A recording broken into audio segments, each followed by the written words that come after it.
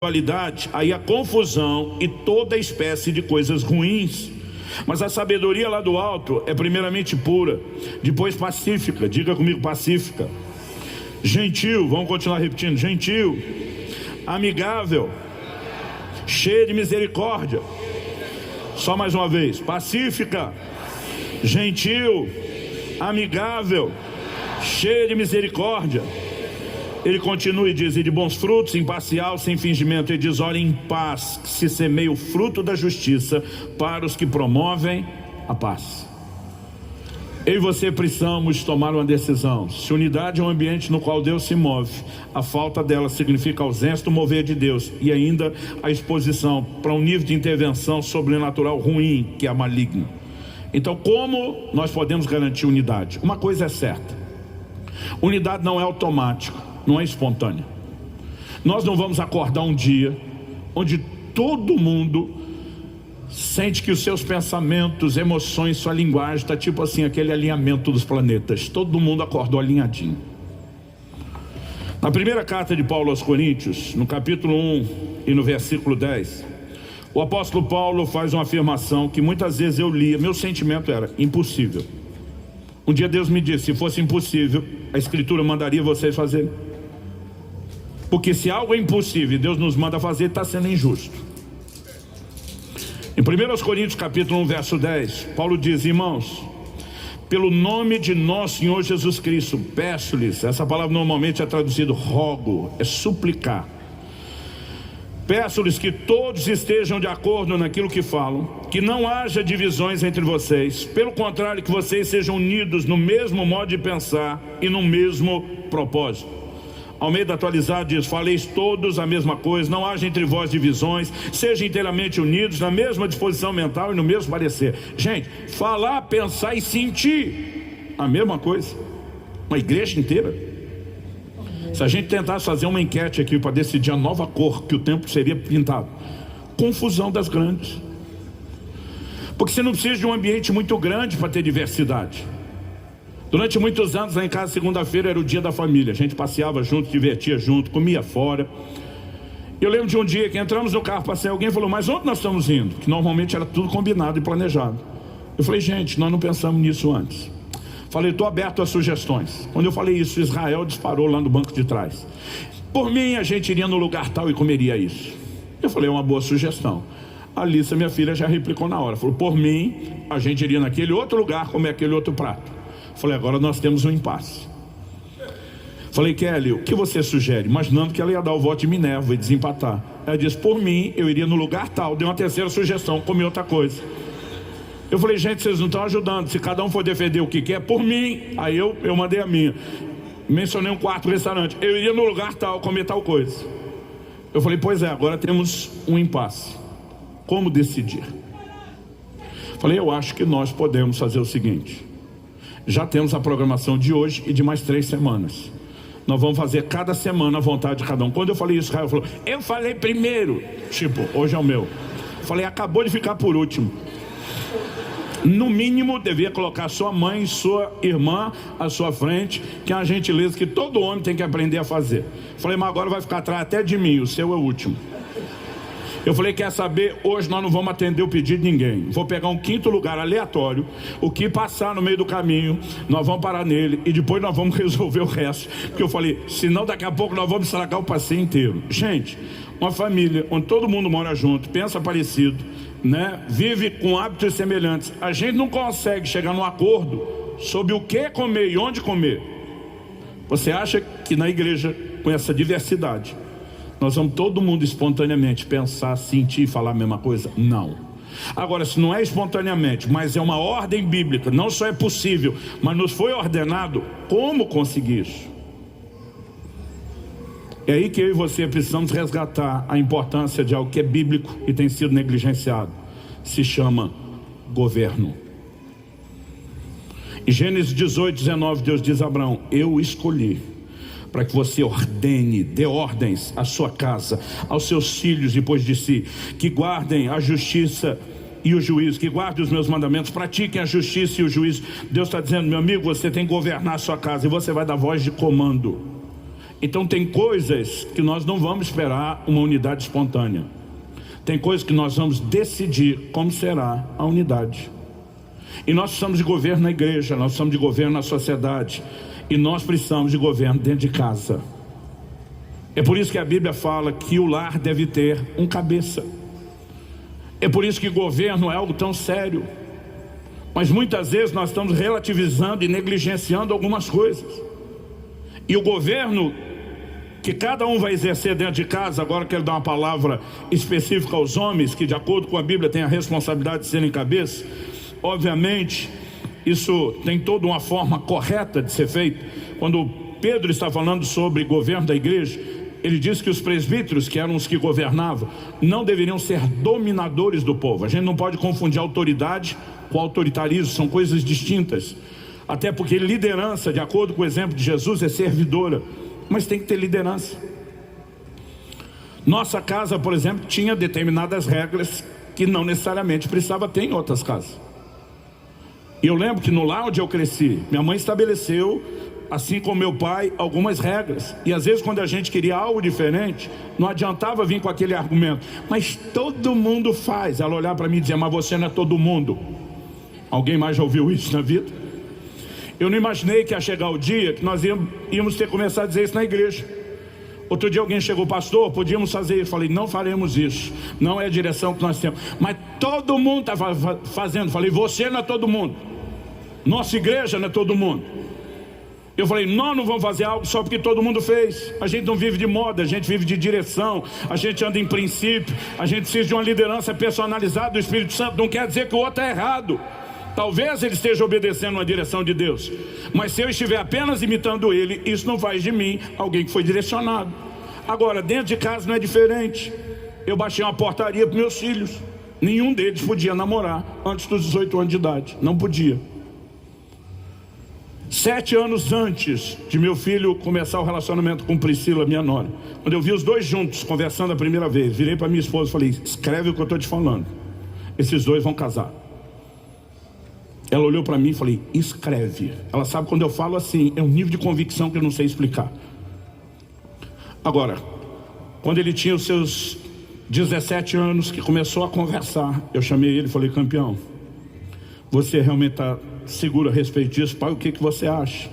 Eu falei: olha, eu acho que sua escolha é boa, precisamos saber se ela quer. Mas quando a coisa começou a avançar, ela é filha do nosso pastor, e a gente brinca que não foi só Israel que apaixonou por ela, foi a família inteira. Eu só falei para ele o que eu tinha de Deus depois, eu acho que depois do noivado. Eu não sei se eu esperei o casamento, porque eu não queria influenciar a decisão dele. Mas mesmo tendo aquela absoluta convicção de que ele se movia na direção certa, eu falei: você está conversando com ela e você só tem 17 anos. Ele falou: pai, o senhor disse que 18 é para namorar. Eu nunca vou namorar se eu não conhecer. E para eu conhecer, o senhor tem que deixar antes. Eu falei: só a conversa. Se isso andar mais rápido do que você quer, eu não vou voltar atrás. E de repente os dois descobriram o quanto estava apaixonado um pelo outro, 3 meses antes de ele fazer os 18 anos de idade. E aí tivemos uma conversa com os pais dela, e eu falei: olha, nós amamos vocês, vocês são o melhor modelo de família que a gente poderia ter. A Priscila é o que eu mais poderia querer para o meu filho. Eu tenho a palavra de Deus sobre isso, está tudo certo. Mas ele não começa antes dos 18, porque simplesmente é uma regra em casa. Ele ficou de molho aqueles 3 meses, mesmo eu sabendo que está se movendo na direção certa. Um dia eu contei isso na igreja, porque isso era regra para os meus filhos, não era para os outros. Um irmão vem para mim e diz: onde está na Bíblia que tem idade para namorar? Eu olhei para ele e falei: onde está na Bíblia que seus filhos têm que chegar até as 10h30 em casa, como você fez com os seus? Aí ele engoliu seco. Falei: me deu o versículo, onde está na Bíblia? Não, eu falei: é a mesma coisa, querido. A Bíblia manda o filho obedecer o pai. Se fosse só para obedecer a Deus o que está na Bíblia, não precisava obedecer o pai. Agora, isso significa que nós podemos estabelecer com bom senso, com sabedoria, com amor, debaixo da orientação do céu, regras que não são necessariamente as mesmas. Então eu falei para meus filhos: vocês vão sentir a mesma coisa. O casamento não é só união de pessoas, é uma união de propósito. Vocês ainda nem entenderam o propósito de Deus para a vida, já está escolhendo o parceiro de uma vida inteira. Não pode ter o relacionamento antes dos 18. E se com 18 tiver a idade, mas não entender o propósito, também não relaciona. Então eu falei: sintam isso, pensem isso e falem isso, porque eu estou mandando. É lógico que não foi imposto, a gente foi trabalhando, mas eles sabiam que era inegociável. Você está entendendo o que eu estou dizendo? Queridos, muitas vezes nós estamos relativizando demais as coisas. Tem visto casais brigando porque a esposa não queria aceitar que o marido dirigisse a família de uma forma, porque ela achava bonita a outra família. Eu falei, minha filha, você casou com esse cabeça, não com a cabeça da outra família. É aqui que você deve submissão, não é aquele. Agora, se você for sábia, você pode conseguir ou ajudá-lo a entender, ou no caso dele ser muito teimoso, porque às vezes o cabeça é um cabeção, a gente brinca lá, cabeção é um jeito de chamar o cara de teimoso. Eu falei, você pode fazer como Sara, vai para Deus, usa o disque denúncia, entrega seu marido, espera a intervenção até que Deus fala para o Abraão, ouve Sara, sua mulher. Eu falei, fora isso, você não tem nenhum direito de atropelá-lo. Por mais certa que o seu argumento possa estar, você perdeu a razão ou não respeitou a cadeia de comando. Querido, nós precisamos proteger isso. Deixa eu dar uma palavra com muito amor e carinho a vocês, irmãs. Meu pai dizia que a mulher era o vice-presidente do lar. Para mim, o papel de ajudadora não é algo que desmerece. Deus olhou para o cabeça e falou, se eu te deixar decidir tudo sozinho, tu está numa roubada. Você precisa de ajuda até para decidir, mas a palavra final é dele. Então, antes de casar com a minha esposa, eu falei, preste atenção. Eu sei que você é uma mulher sábia, inteligente. Eu sei o valor que você vai ter, não só para o ministério, para a minha vida pessoal, para a nossa vida familiar.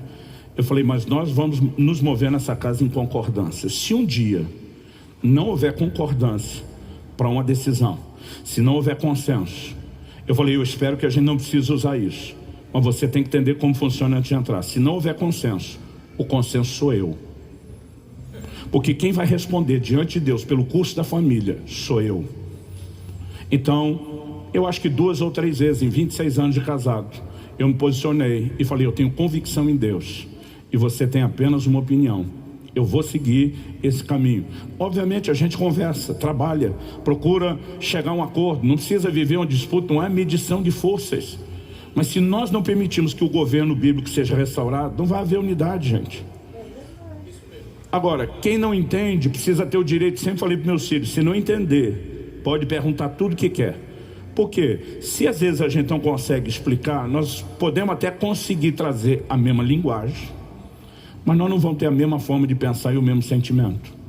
Então muitas vezes a gente gastava muito tempo falando a respeito dos nossos valores dentro de casa, para que eles pudessem compreender. Quem está acompanhando? Pastor, e quando o pai não está presente? Quando o cabeça do lar faleceu, desistiu do lar, da família, abandonou a casa. A gente tem exemplos bíblicos como a mãe de Timóteo assumindo a dianteira, ministrando a vida dos filhos, dizendo, não vão ficar descobertos por causa disso. Mas isso não significa, e não significa em hipótese alguma, que Deus simplesmente tenha dito, olha, você deve obediência apenas se o marido for crente. Eu aprendi algo em Jeremias 35, quando Deus fala a respeito dos recabitas, os filhos de Jonadab. Ele simplesmente diz para esse povo o seguinte, olha, vocês vão, durante todos os dias da sua vida, geração após geração, vocês vão obedecer um mandamento. Ele dizia, nenhum de vocês vai beber vinho, e todo o restante da nação de Israel, a não ser o nazireu que tinha o voto, não poderia. Ele diz, vocês não vão morar em cidades muradas, em casas construídas, vocês vão habitar em tendas. Ele estabeleceu algumas coisas para a linhagem dele. Nos dias do sítio, que acontece em Judá por ocasião do que estava para acontecer, que seria a deportação para a Babilônia, a guerra com os babilônios, Deus diz em Jeremias 35, versículo 2, vai à casa dos recabitas, fala com eles, leva-os à casa do Senhor, a uma das câmaras, e dá-lhes vinho a beber. O próprio Deus falou com Jeremias. Jeremias vai lá, chama os caras e diz, Deus mandou servir vinho para vocês. No verso 4 ele diz, os levei à casa do Senhor, a câmara dos filhos de Anã, filho de Gigdalias, homem de Deus, que está junto à câmara dos príncipes, e sobre a de Mazés, filho de Salum, guarda do vestíbulo. Pôs diante dos filhos da casa dos recabitas taças cheias de vinho e copos, e lhes disse, bebei vinho. Mas eles disseram, não beberemos vinho. Jeremias está dizendo, foi Deus que mandou. Diga para Deus que a gente declina.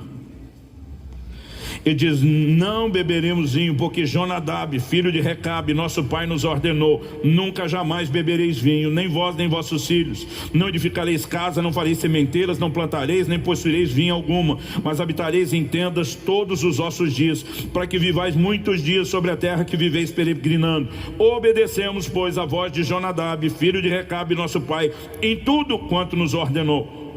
Depois deles fazerem essa afirmação e essa declaração, você sabe como essa história termina?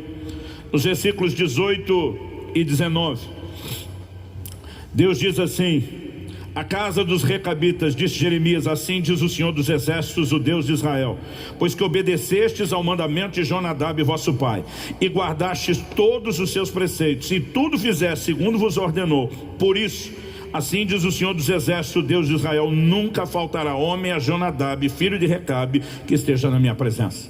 Deus os usa como modelo, diz: os recabitas estão obedecendo Jonadab, seu pai, até hoje, e vocês, nação de Israel, não me respeitam, não me obedecem.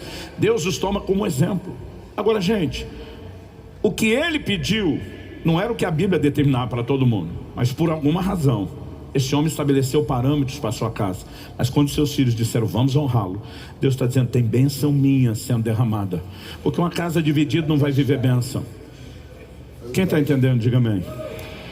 Sabe, há algumas coisas que precisam mudar no contexto da nossa casa, da nossa família, no contexto da igreja local. Outro dia um irmão falou: pastor, eu não concordo com o jeito que você governa a igreja. Eu falei: meu querido, eu não preciso da sua concordância. Tudo que eu preciso é a direção de Deus que eu tive, a certeza que eu vou prestar conta para Ele. Eu falei: provavelmente você está no lugar errado, porque sua única chance de ficar aqui dentro é concordando. Ele disse: como é que é? Eu falei: isso mesmo, de acordo com a Bíblia, Amós 3,3, não pode andar dois juntos se não tiver de acordo. Se você não consegue concordar com isso, procure o lugar que Deus tem para você, onde você esteja em concordância. Você vai ter que achar alguém para concordar. Eu falei: na boa, em vez de tentar determinar as regras para depois submeter, eu acho que você deveria entender o seu papel. Você é que está querendo governar e fazer do seu jeito. Falei: você não cresceu espiritualmente, você não cresceu emocionalmente, você nem tem maturidade para isso, e está tentando inverter os papéis. Cuide com o que está no seu coração. Mas se você não concorda, por mais que a gente tente te expor e ensinar pela palavra, não, abertura no seu coração, porta da rua, serventia da casa. Falei: vai fazer bem para você e para nós, porque nós não queremos gente colidindo deliberadamente com aquilo que é convicção bíblica. Sabe, para alguns parece pesado, mas deixa eu te dizer, por que você acha que Deus estabeleceu o governo? Porque se tudo se resolver espontaneamente, a gente não precisaria de liderança. Agora, a única forma de falarmos, pensarmos, sentirmos a mesma coisa é isso. Um dia eu estava ministrando alguma coisa, um camarada me procurou, falou: pastor, que bênção Deus te mandar falar sobre essas verdades do governo do lar, porque o que está cheio nessa igreja é de Jezabel. Meu amigo falou em público, eu respondo em público. Falei: meu amigo, só tem Jezabel onde tem Acabe. Falei: provavelmente você seja o homem negligente que deixou a mulher assumir o comando, e agora está reclamando dela ter assumido as rédeas que você nunca assumiu. Eu não estou falando de fazer isso com disputa, gente, senão nós voltamos à falta de unidade. Eu estou falando de consenso, de buscar junto o entendimento de Deus. Eu estou dizendo de muitas vezes sentar e dizer: olha aqui, Romanos 13 diz que a autoridade é instituída por Deus. Quem resiste à autoridade resiste à ordenação de Deus. Ensinei isso para minha mulher e para meus filhos, não porque eu queria me aproveitar disso, porque eu os amo e queria que eles fossem beneficiados pelo entendimento disso. Compre pelo link na descrição desse vídeo. Agora, se nós entendemos essas coisas e permitimos que não haja divisão, e de vez em quando nós vamos ter que ter muita conversa, nós vamos ter que mastigar as coisas, não só para que a gente consiga estar alinhado na forma de pensar, os motivos, na linguagem, mas até nos sentimentos. Então, de vez em quando, a gente tem que sentar, conversar. Como você sente a respeito disso? Talvez eu não comuniquei isso direito. Vamos entender por que exatamente nós estamos falando dessa forma. E sabe, isso acaba nos permitindo viver longe desse lugar que é tão sério, causado pela divisão. É tão sério que nem o diabo é besta de permitir que isso aconteça na casa dele ou no reino dele. Ele sabe que é tão danoso que ele diz: eu tenho que usar para fora, mas se eu deixar entrar, estou roubado.